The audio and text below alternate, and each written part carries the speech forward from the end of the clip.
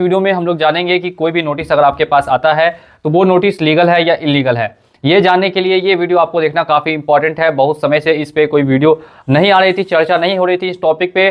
काफ़ी लोगों को हर तरीके के नोटिस देखने के लिए मिलते हैं बैंक से, एनबीएफसी से।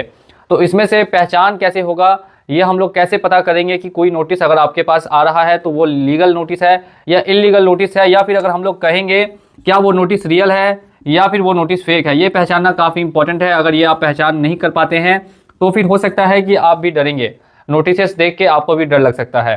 तो वीडियो को स्टार्ट करते हैं। अगर आपने किसी भी तरीके का लोन लिया है और लोन लेके डिफॉल्ट कर दिया है किसी भी कारण से, भले ही वो कारण पर्सनल हो, मेडिकल हो, या फिर आपका ऑक्यूपेशनल हो, या फिर लॉस ऑफ इनकम हो, कोई भी कारण हो, ये मैटर नहीं करता है। अगर आपने डिफॉल्ट किया है तो ये वीडियो आपको देखना इंपॉर्टेंट है। आपने अगर बैंक का लोन लिया है या फिर एनबीएफसी का लोन लिया है, आपको दो तरीके के नोटिस आते हैं। एक आता है लीगल नोटिस, एक आता है इलीगल नोटिस। लेकिन इसमें फ़र्क कैसे पता करेंगे कि कौन सा नोटिस सही है और कौन सा नोटिस सही नहीं है। सबसे पहले स्टार्ट करते हैं हम लोग कि नोटिस कैसे आपको पहचान कर सकते हैं और किस किस चीज़ का नोटिस है वो कैसे पहचान करेंगे। देखिए, नोटिस की अगर आपको पहचान करनी है तो इसके लिए आपको चेक करना पड़ेगा उसका सब्जेक्ट क्या लिखा हुआ है, सब्जेक्ट में क्या मेंशन है। सब्जेक्ट काफ़ी इंपॉर्टेंट होता है। नोटिस में आपको जिस तरीके के सब्जेक्ट देखने के लिए मिलेंगे वो सबसे पहले आपको मिल सकता है रिकॉल नोटिस, फिर मिल सकता है डिमांड नोटिस। ध्यान से देखते रहिएगा, रिकॉल नोटिस, डिमांड नोटिस, इस तरीके से आपको सब्जेक्ट में देखने के लिए मिलेगा। और इसके अलावा अगर हम लोग बात करते हैं, इसके अलावा आपको मिल सकता है आर्बिट्रेशन का, ठीक है, आर्बिट्रेशन का मिल सकता है, कॉन्सिलिएशन का मिल सकता है, ठीक है, कॉन्सिलिएशन का मिल सकता है। ये सारे नोटिस आपको सब्जेक्ट में ये सारी चीज़ें लिखी होंगी। रिकॉल नोटिस है, डिमांड नोटिस है, आर्बिट्रेशन है या फिर कॉन्सिलेशन है। अगर ऐसा कुछ भी नहीं लिखा है नोटिस में और डायरेक्टली लिखा हुआ है लीगल नोटिस, तो समझ लीजिए कि फिर उस नोटिस का कोई मतलब नहीं बनता है। वो नोटिस जो है आपको फेक है, डराने के लिए है। पहला तो आपको सब्जेक्ट चेक करना है।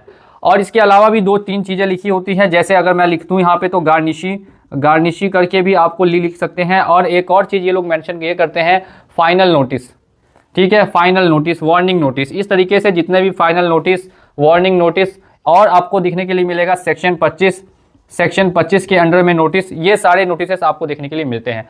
अगर इनमें से कुछ भी मेंशन नहीं किया हुआ है तो समझिए कि वो नोटिस का अगर सब्जेक्ट ही सही नहीं है तो समझ जाइए कि नोटिस फेक है। और बहुत सारे नोटिस को ये लोग एडिट करके भेजते हैं। एडिट किस तरीके से करते हैं तो वो 100 रुपीज़ के स्टाम्प पे आपको एडिट कर देंगे, नीचे में आपका नाम लिख देंगे और लिख देंगे लीगल नोटिस निकल चुका है। तो अगर ऐसा भी कुछ हुआ है तो आप समझिए कि वो नोटिस क्या है, इलीगल है, यानी कि फेक है। अब और एक और आपको उपाय बताता हूं। एक और उपाय ये है कि अगर आपको टेक्स्ट में सिर्फ आता है व्हाट्सएप पे मैसेज कि ये नोटिस आपको निकला है, तो वो नोटिस भी क्या होगा, वो नोटिस भी इलीगल होगा, यानी कि फेक होगा। अगर वहां पे लिखा नहीं हुआ है, नोटिस में कुछ मेंशन नहीं किया हुआ है कि कौन कौन सा क्लॉज, कौन कौन सा सेक्शंस आपके ऊपर लगा है, या फिर आपको ये लिखा हुआ है कि पेमेंट आप अगर नहीं भी करते हैं तो आपको जो है उसको इग्नोर कर सकते हैं, तो वो भी नोटिस जो है आपको इलीगल है, यानी फेक है। अब अगर बात करते हैं लीगल, यानी कि जो रियल नोटिस देखने के लिए मिलता है वो कैसा रहता है। रियल नोटिस दो जगह से आता है। पहले तो समझना ये जरूरी है ये दोनों नोटिस कौन कौन से होते हैं। सबसे पहला जो आ सकता है वो आपको आ सकता है, सबसे फर्स्ट जो आ सकता है वो ज़्यादातर आता है एडवोकेट से। कहाँ से आएगा, एडवोकेट से। और दूसरा जो आएगा वो आएगा बैंक से, ठीक है, ये आएगा बैंक से। कुछ ही ऐसी बैंक्स है जो खुद डायरेक्ट नोटिस भेजती है, वो नोटिस आपको बैंक से मिलता है। और ज़्यादातर नोटिस क्या होते हैं, बैंक नहीं भेज के एडवोकेट की तरफ से भेजा जाता है। तो वहाँ पे लिखा रहता है ऊपर में एडवोकेट का कौन सा फर्म है, उसका क्या ईमेल आईडी है और उसका क्या एड्रेस है। दूसरा अगर आपको नोटिस मिल सकता है तो मिल सकता है बैंक से। बैंक से भी अगर आपको नोटिस आएगा तो उसमें भी डिटेल्स मेंशन की हुआ होगी कि कहाँ से नोटिस आया है, कौन सा बैंक है और उसकी ब्रांच कौन सी है। तो ये दोनों आपको नोटिस मिलते हैं। यहाँ पर आपको ये सारी चीज़ें लिखी होंगी, रिकॉल है, डिमांड है, आर्बिट्रेशन है, कॉन्सिलेशन है। अगर आपको नोटिस मिलता है और अगर आपको फर्स्ट टाइम है तो आप इसको रिप्लाई कर सकते हैं। ज़्यादातर जो इसमें इंपॉर्टेंट है वो 2 ही 3 रहते हैं, बाकी अगर आप नहीं भी करते हैं तो भी चलेगा। जैसे एक आपको प्री एनपीए नोटिस आता है, नहीं भी रिप्लाई करेंगे तो भी आपका काम चल जाएगा। अगर आपको फाइनल रिमाइंडर नोटिस आता है, नहीं भी रिप्लाई करेंगे तो भी काम चलेगा। एनपीए हो गया है, इसका नोटिस आता है, नहीं भी रिप्लाई करेंगे तो भी काम चलेगा। रिप्लाई करना है, रिकॉल आ गया, डिमांड नोटिस आ गया, आर्बिट्रेशन है, कॉन्सिलेशन है, गार्निशी है या सेक्शन 25 है, तो आप इसे रिप्लाई दे सकते हैं। अब हम लोग नेक्स्ट बात करते हैं, ये एडवोकेट से आता है या फिर बैंक से आता है। अब दूसरी चीज़ यहाँ पे क्या है, इसके अलावा भी आपको एक कोर्ट से आता है, ठीक है। और कोर्ट से कौन सा नोटिस आता है, तो देखिए कोर्ट से जो आपको नोटिस आएगा उसमें आपको जिस कोर्ट से आया है उस कोर्ट का मेंशन किया होगा, और साथ साथ में ज़्यादातर आपको कैलकाटा से मिलेगा, कैलकाटा सिविल कोर्ट का मिल सकता है। ज़्यादातर जो कंपनियां हैं जैसे रिंग, किस्ट, पूनावाला, ये सब कैलकाटा में ही केस करती है। अगर ऐसा कुछ होता है तो आप अब इसे चेक कैसे करेंगे कि ये रियल है या फेक, तो जो ऊपर में कोर्ट का नाम लिखा है उस पर आपको क्लिक करना है, वहाँ पर आपको देखना है कैलकाटा सिविल कोर्ट। क्या लिखेंगे आप, कैलकाटा सिविल कोर्ट, ऐसा आपको मेंशन करना है। गूगल पे जाइएगा, क्रोम पे जाके चेक करना पड़ेगा, वहाँ पे कैलकाटा सिविल कोर्ट आपको मेंशन करना है। जैसे ही आप ये मेंशन करेंगे तो आपको वेबसाइट ओपन हो जाएगी। वेबसाइट ओपन होने के बाद आपको दूसरा ऑप्शन मिलता है केस स्टेटस का। क्या ऑप्शन मिलेगा, केस स्टेटस। वहाँ जाके केस स्टेटस पे चेक करना है और लास्ट में वहाँ पे देखिएगा लिखा होगा पार्टी नेम।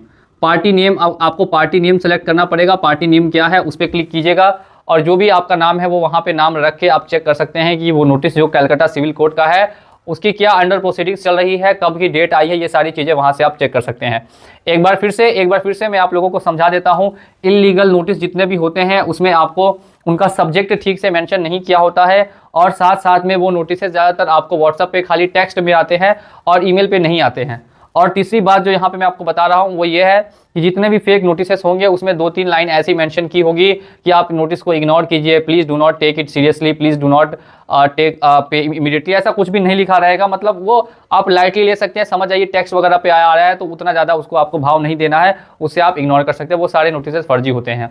कुछ नोटिस का कोई मतलब नहीं बनता है, pre NPA notice, NPA notice और आपको फाइनल रिमाइंडर नोटिस, इन सभी का कोई मतलब नहीं बनता है। तो अगर आपको आते भी हैं तो आप इन्हें इग्नोर कर सकते हैं। अगर रियल नोटिस आता है वो आता है एडवोकेट की तरफ से और बैंक की तरफ से। आपको एडवोकेट और बैंक की तरफ से ही आ सकता है और कोई थर्ड नहीं भेजेगा, यही ज़्यादातर आपको देखने के लिए मिलते हैं। अब इसमें रिकॉल, डिमांड, आर्बिट्रेशन, कॉन्सिलेशन, ये सारे आपको देखने के लिए मिलेंगे।